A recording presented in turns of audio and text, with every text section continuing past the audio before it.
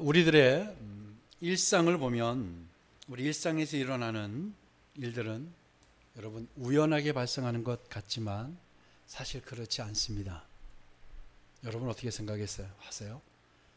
내 주변에서 일어나는 일들이 우연히 일어난다고 보세요? 우연히 일어나지 않는다고 생각하세요? 네, 우리 일상에서 일어나는 일들은요, 우연히 일어나는 일들은 없습니다. 특히 하나님의 백성들은 더더욱 그러합니다. 아멘. 그러니까 우리가 어떤 일을 당한다 할지라도 낭망하거나 절망할 일이 없다고 생각합니다. 하루하루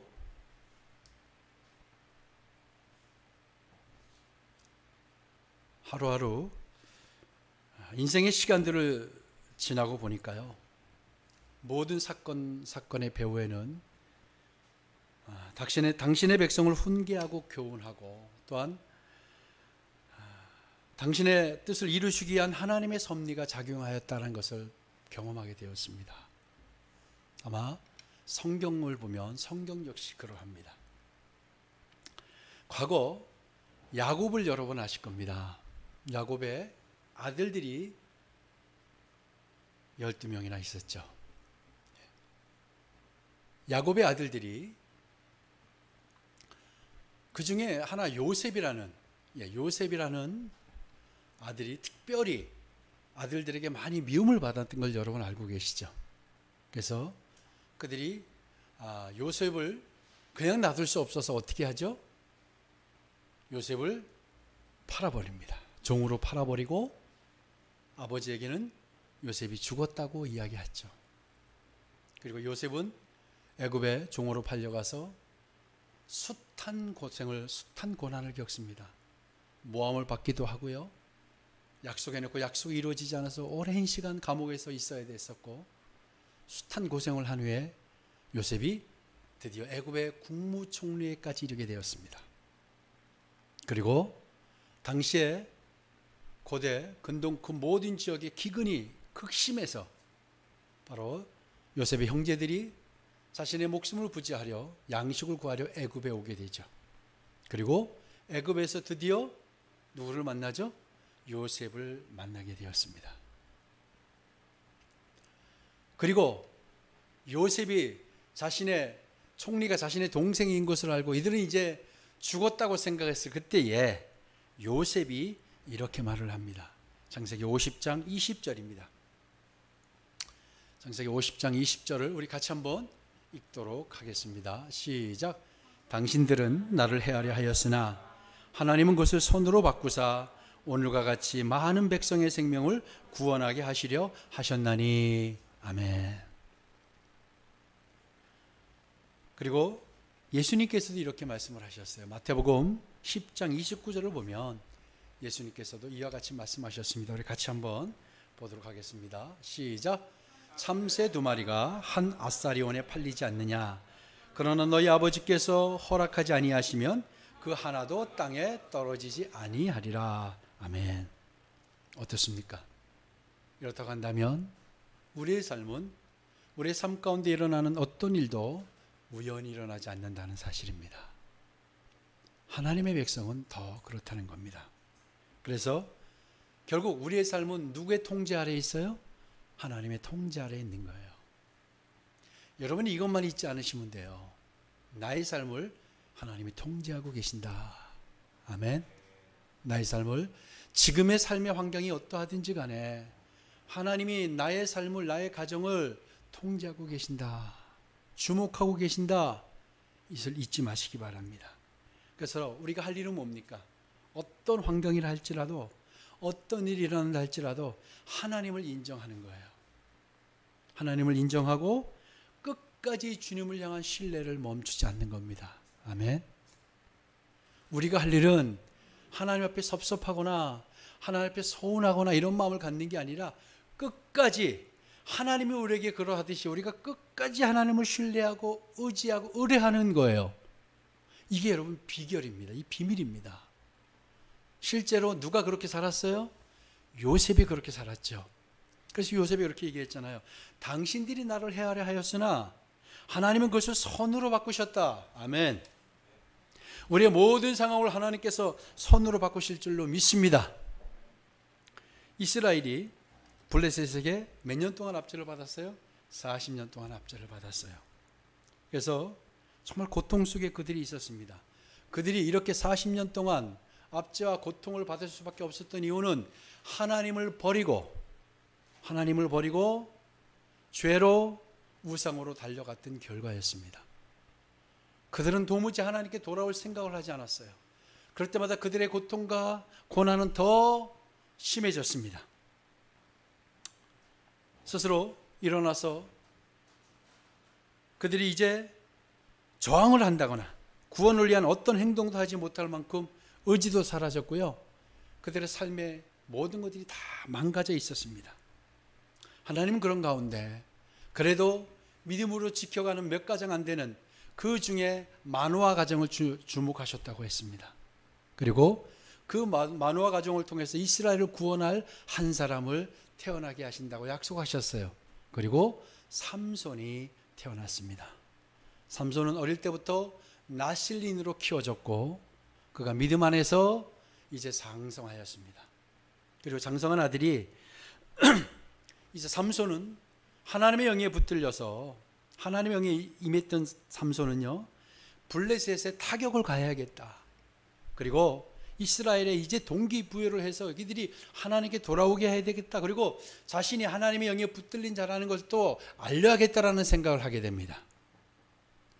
그런데 당시에 삼손을 도와 일할 수 있는 사람들이 없다고 그랬죠. 그가 일어나서 기치를 내걸고 자 우리가 블레셋을 우리 향해서 나아갑시다라고 하면 아무도 그를 따를 자가 없었어요. 그리고 믿음에 서 있는 자들이 없었어요. 그러다 보니까 삼손은 그 일을 혼자 행해야 됐습니다. 그것을 혼자 할 수밖에 없었어요. 그래서 삼손이 어느 날 블레셋 땅인 딥나로 내려가게 됩니다. 딥나로 내려가서 한 여자를 살피기 시작했어요. 가장 예쁘고 가장 근사한 여자를 살핀 게 아니라 가장 유력한 집안의 딸이 누군가를 살폈던 것 같아요. 그리고 다시 집으로 와서 부모님께 내가 블레셋의 딥나의 여자와 결혼을 하겠습니다 라고 하는 청천벽력과 같은 이야기를 하게 됩니다. 믿음 안에서 있었던 마노아 부부는 이것을 어떻게 받아들였겠어요? 아마 그들이 겪었던 갈등을 여러분 지난주에 말씀 나눴죠. 얼마나 심한 갈등이 있었겠어요. 그런데 자식을 못 이겨서 그랬든지 아니면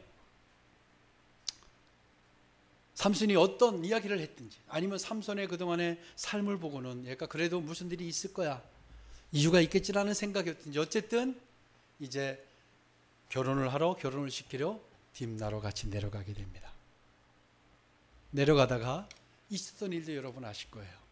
바로 하나님의 영이 갑자기 임하자 삼손이 젊은 사자를 만나게 되었고 그 사자를 죽이게 되었다라는 일도 경험하게 하셨어요. 그리고 이제 마노아와 부부와 삼손이 내려가서 결혼을 하게 됩니다. 오늘 본문이 그 이야기인데요. 자, 그리고 이제 한창 이 결혼이 진행이 되는데 아마 이 결혼식은 이스라엘의 전통이 아니라 블레셋의 전통으로 결혼을 한 것 같습니다. 그래서 이제 결혼이 시작되어서 흥이 막 돋아질 때 삼손이 수수께끼를 하나를 내게 됩니다. 아마 블레셋의 결혼식에는 이런 전통이 있었던 것 같습니다. 수수께끼, 넌센스 퀴즈 같은 걸 내서 마치는 사람에게 오늘날의 행운권 추천같이 이렇게 상품도 주고 기뻐하고 웃고 이렇게 하는 시간이었던 것 같아요. 삼손도 이런 블레셋의 풍습을 알고는 블레셋 청년들에게 수수께끼를 냈습니다. 그게 오늘 12절 13절입니다. 다시 한번 보도록 하겠습니다. 12절 13절 시작.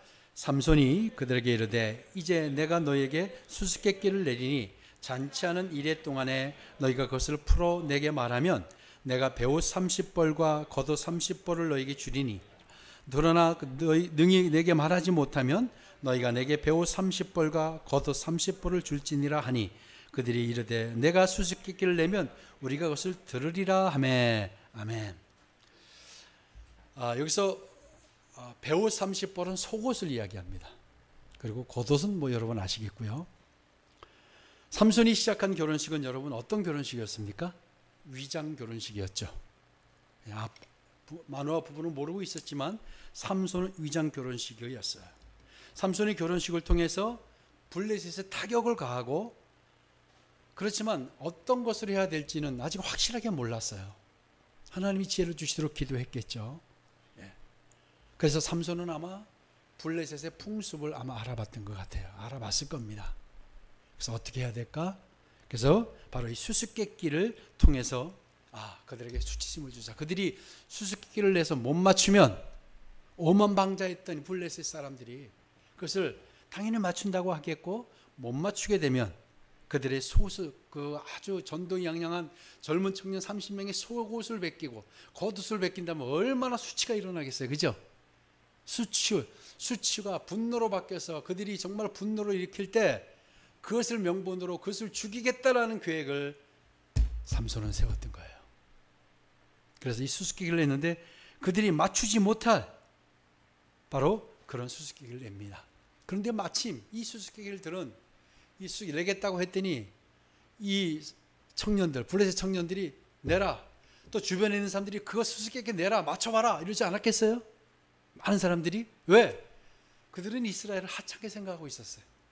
하찮은 이스라엘이 내는 문제, 우월한 우리 민족은 맞출 수 있다고 생각했어요. 그리고 30명의 지혜를 모으면 한 사람의 문제를 못 맞추겠어? 이런 자만과 오만이 그들에게 있었어요. 내라, 문제를 내라 얘기했습니다. 그래서 신나게 이제 문제를 내라고 했고, 삼손이 문제를 내는 장면이 14절입니다. 14절 한번 봅시다. 같이 읽습니다. 시작. 삼손이 그들에게 이르되 먹는 자에게서 나오고 강한 자에게서 단 것이 나왔느니라 하니라. 그들이 사흘이 되도록 수수께끼를 풀지 못하였더라. 아멘. 하나님의 놀라운 섭리가 이제 이 장면에 있어요. 삼손은 뒷날로 내려오면서 무엇을 경험했어요? 하나님의 임재를 경험했고 성령이 능력을 주시는 걸 경험했고, 그래서 놀라운 경험을, 개인적인 경험을 했어요. 체험을 했죠.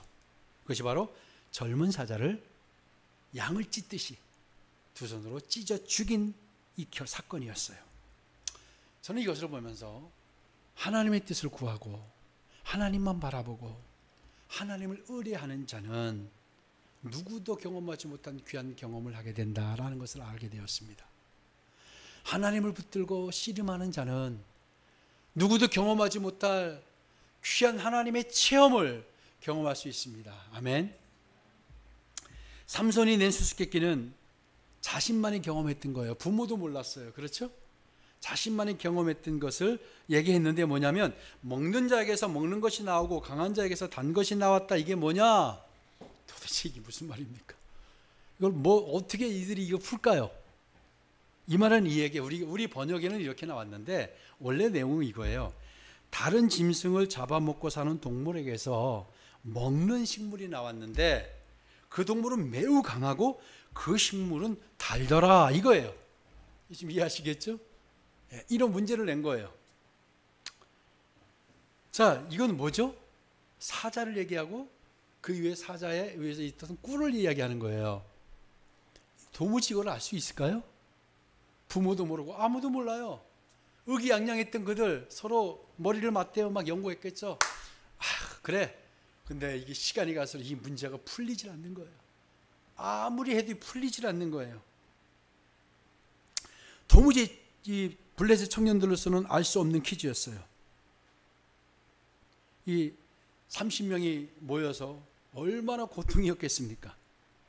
그리고 정말 이것을 통해서 다시 한번 이스라엘의 콧대를 눌러주려고 했을 거예요.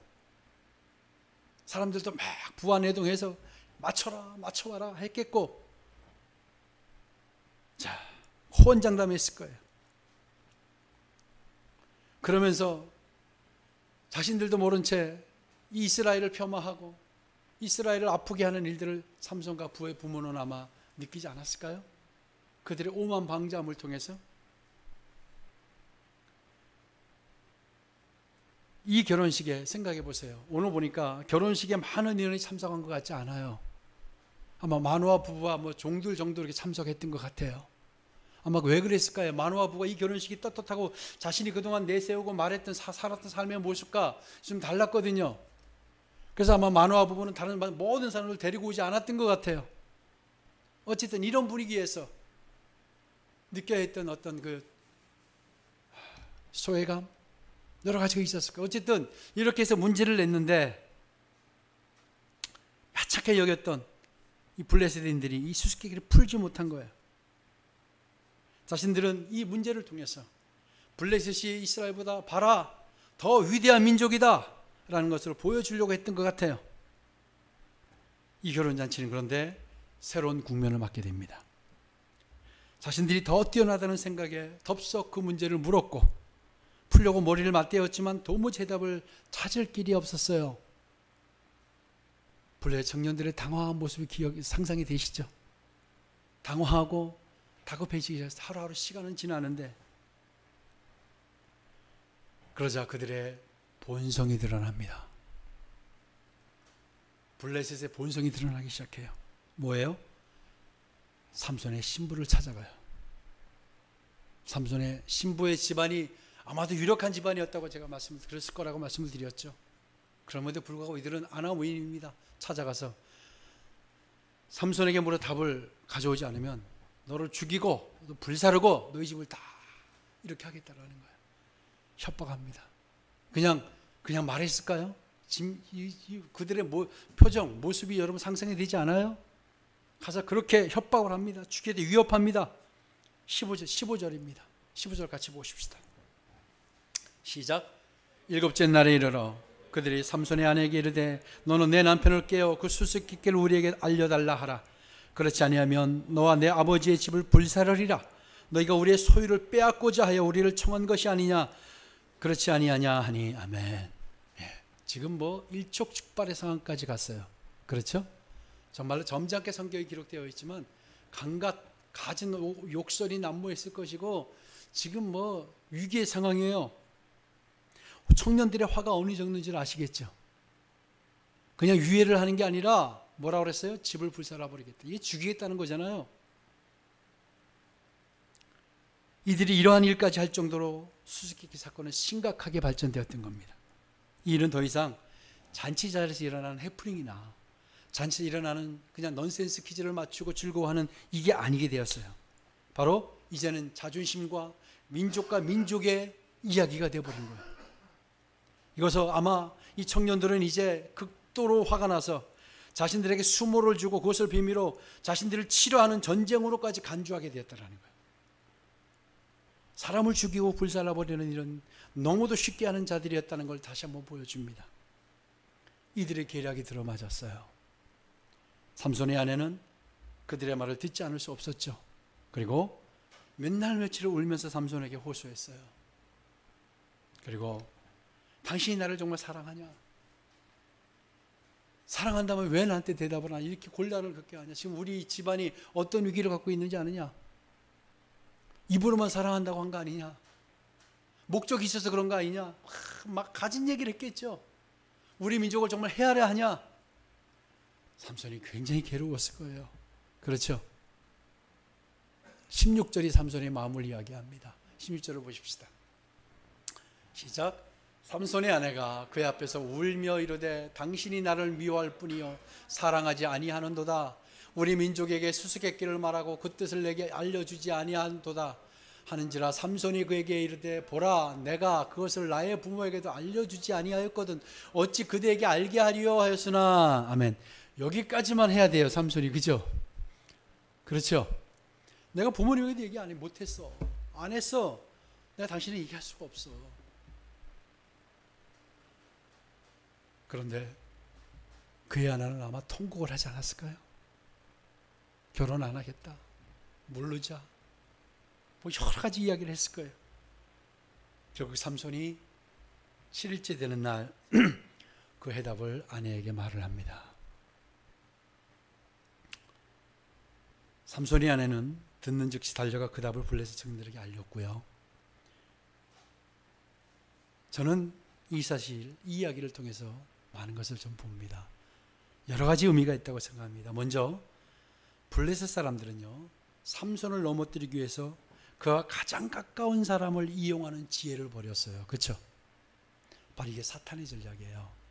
사탄은 우리를 넘어뜨릴 때 절대 멀리 있는 사람, 먼 사람을 사용하지 않아요. 가장 가까운 사람, 아내, 남편, 자식, 부모, 친지, 목사님, 장로님, 권사님, 가까운 사람, 철저하게 가까운 사람을 흔듭니다. 자신도 모른 채 도구로 사용되기도 해요. 자신이 그 악한 사탄의 도구로 사용되기도 해요. 그래서 사탄은 이렇게 가장 가까운 사람을 무너뜨립니다. 여러분 살아보시니까 맞죠? 내가 흔들릴 때는 어떤 경우냐? 가장 가까운 사람 때문에 흔들려요. 그리고 시험이 드는 거예요. 바로 사탄은요, 그런 겁니다. 바로 잘 사용하는 전략이 그거예요. 항상 가까운 사람을 흔들어서 나를 공격해요. 바로 그렇게 삼손을 가장 심부를 통해서 공격한 겁니다. 또 한 가지는 사사로운 감정에 사로잡혀 큰 일을 그르치는 일들이 허다하다는 거예요. 정말 안타까워요. 삼손이 어디서 무너졌어요? 죽인 사자의 죽음 앞에 가는 것으로, 나시리는 가지 말아야 되는데 갔던 것으로 무너졌죠. 거기서 또 뭐에 무너졌어요? 꿀을 보고 또 무너졌죠. 또 무너져요. 참 안타까워요. 삼손이 또 무너져요. 그 이후에도 또 무너져요. 나중에 아주 무너지죠. 참 우리가 한 번 양보하고요, 이 사소한 것을 한 번 우리가 용인하게 되면 우리도 걷잡을 수 없을 만큼 끊임없이 반복적으로 우리도 이렇게 용인하게 되고 무너지는 거예요. 사소한 것이라고 생각해서 요 정도쯤은 내가 신앙생활 하면서 요 정도쯤은 하나님이 이해하시겠지, 그게 함정인 거예요. 여기 무너지지 않기를 축복합니다. 사소한 것에 여러분 마음 뺏기지 마시고 단호하셔야 합니다. 그래서 사사로운 감정에 사로잡혀서 큰 일을 그르치게 되었더라는 거예요. 어떻게 됐습니까? 아내에게 이야기했고 청년들이 그 답을 들고 왔을 때 삼손이 베옷 30벌과 겉옷 30벌을 구해줘야 되는데 어떻게 합니까? 거기서 40km 떨어진 아스글론이라고 하는 곳에 내려가서 거기서 블레셋 사람 30명을 쳐 죽입니다. 그리고 그 옷을 벗겨가지고 와서 그 청년들에게 주게 되었습니다. 물론 결론적으로 보면 블레셋 사람들에게 타격을 준 것은 맞죠. 그런데 원래 계획한 게 뭐였죠? 그들에게 수수께끼를 못 맞추게 해서, 그들에게 수치를 주고 그들이 분노가 일어나게 해서 그것을 명분으로 그들을 쳐 죽이려고 했던 거예요. 그런데 이 아스글론에 내려가서 그들을 쳐 죽인 것이 두고두고 원망거리가 되고 두고두고 얘기거리가 되어버린 거예요. 하나님의 섭리 가운데 이를 이룰 수는 있었지만 많은 고통과 부작용을 감수해야 됐던 겁니다. 여러분, 그렇습니다. 위장 결혼은 결과적으로는 승리했어요. 그렇지만 많은 아픔과 많은 고통을 남겨둔, 상처를 남겨둔 거예요. 우리가 하나님께 순종하고 하나님의 뜻대로 살아가는 자들이라고 한다면 모든 일이 순조롭고 순리로 풀립니다. 그런데 하나님의 뜻이 아닌 걸 내 뜻을 가지고 관철하고 내 뜻을 가지고 그렇게 대입시켜서 그것을 풀어내고 돌파하려고 하면 그것이 가능할지는 모르겠지만 어떤 경우에는 가능할 수도 있어요. 근데 그게 엄청난 고통과 고난을 수반해야 된다는 거예요. 왜 그런 일을 가십니까? 여러분, 사소한 실수 때문에 사소한 것을 내가 결단하지 못해가지고 내가 타협해서 용인함으로 말미암아 고통과 고난의 나날을 보내서 우리가 그 시간을 가야겠습니까? 그렇죠. 하나님의 뜻대로 부르신 자들에게 순종하며 갈 때 하나님은 순조롭게 순응하게 하십니다. 아멘. 그러나 내 뜻대로 살아가고 내 뜻대로 그 일을 하려고 하면 고통과 고난이 따라온다는 거예요. 하나님의 섭리로 우리에게 그 일을 이루게 하셔야 하나님이. 그렇지만 여러분, 정말 순조롭게 순탄하게 이루기를 원하십니까? 고통이란 고통, 고난과 아픔은 다 경험하면서 가기를 원하십니까? 삼손이 하나님께 크게 쓰임받는 자이지만 이렇게 고통과 고난을 가지고 살아가야 됐던 거예요. 왜? 그가 작은 것에 마음을 뺏기고 용인하고 그냥 그걸 넘어갔던 거예요. 사사로운 것이라고 해서 감정에 사로잡혀서 큰일을 그르치게 되었다라는 겁니다. 삼손의 위대한 일을 이룬 것은 부인할 수 없어요. 그러나 여러 차례 실수로 저지름으로 말하면 계속해서 무너져요. 그렇죠? 들릴라에게 또 무너져서 그가 눈이 뽑히고 완전히 그런 초죽음을 당하는 일까지 겪지 않습니까? 여러분, 이게 남의 이야기가 아닌 것 같아요. 전 이것을 보니까. 우리는 모두가요, 하나님 앞에 의무를 맡은 자들입니다. 아멘. 이것을 다른 말로 사명이라고 이야기하고요, 부르심이라고 이야기해요. 우리 모두가 부르심이 있어요. 이 부르심을 하나님의 뜻대로 순종하는 자들의 축복이 임합니다. 그런데 이 부르심을, 이 사명을 어떻게든지 피해가고 돌아가고 하기는 하는데, 하나님 지금 말고요, 나중에 할게요, 제가 한다니까요. 이런 사람들의 삶이 어떻든가요?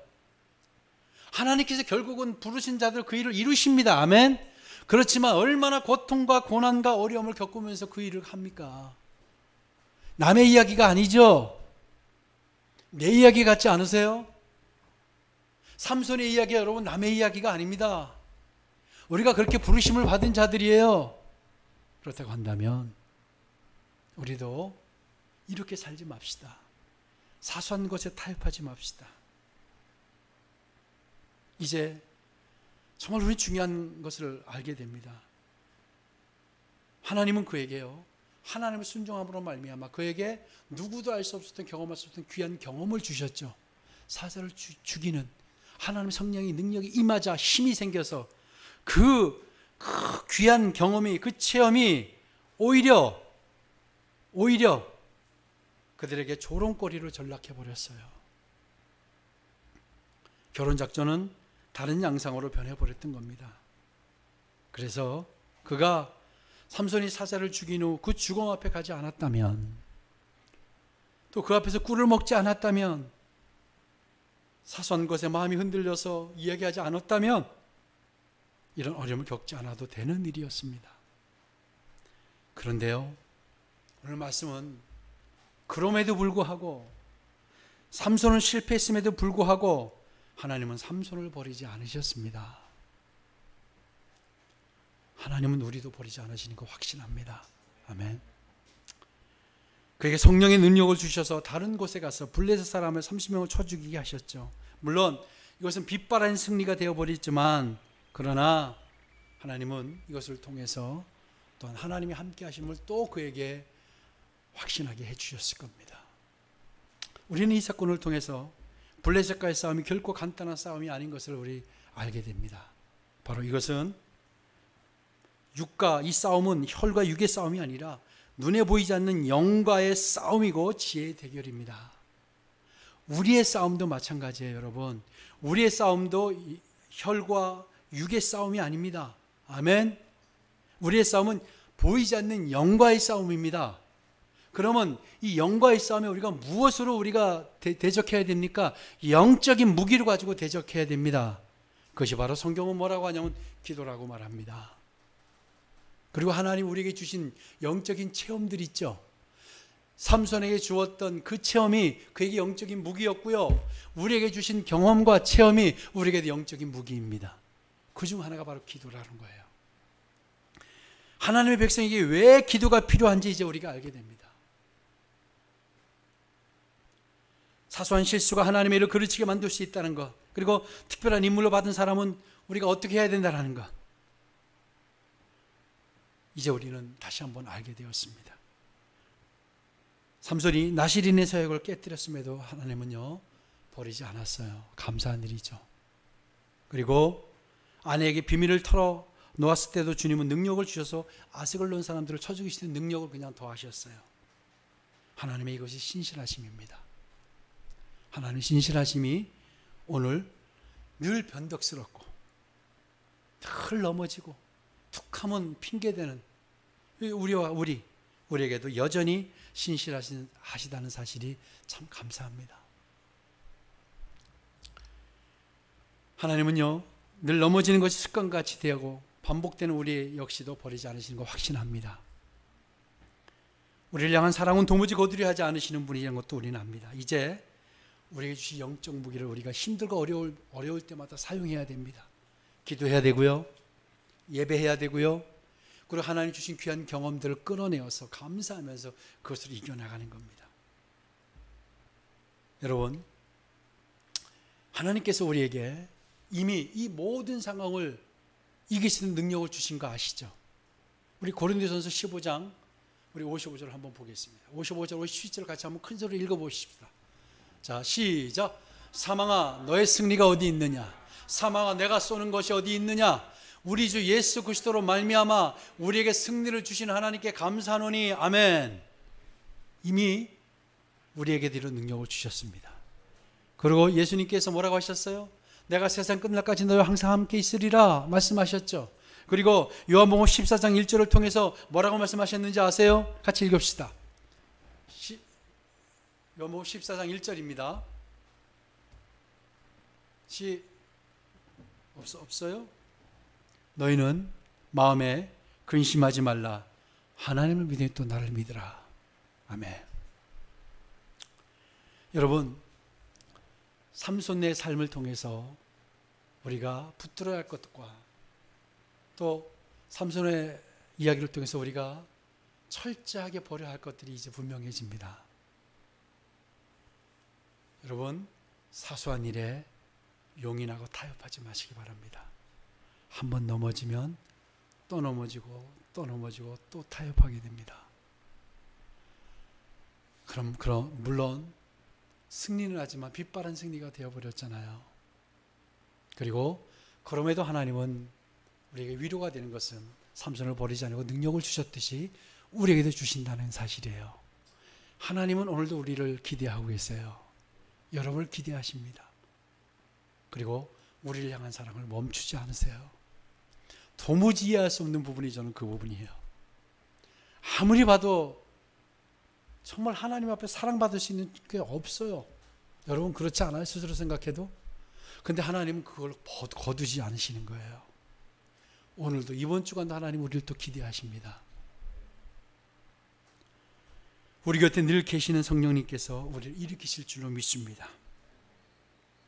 이제 여러분 이 영적 싸움에서 물러나지 마십시다. 그리고 사자를 다시 보러 가는 일들을 멈추어야 합니다. 세상을 향해서 달려가는 걸 멈추어야 합니다. 꿀을 떠먹는 거, 달콤하다고 덥석 잡는 거 멈추어야 합니다. 호소와 간청에도 넘어가서는 안 됩니다. 아멘. 우리는 그렇게 되면 승리하고 우리가 더 기쁘게 승리할 줄로 믿습니다. 우리 앞에 놓인 많은 장벽들 언제나 돌파하고 우리가 뚫어냅시다. 하나님이 오늘도 우리 능력 줄 줄로 믿습니다. 이번 주간 사소한 것에 무너지거나 타협하지 마시기 바랍니다. 우리 같이 기도합니다.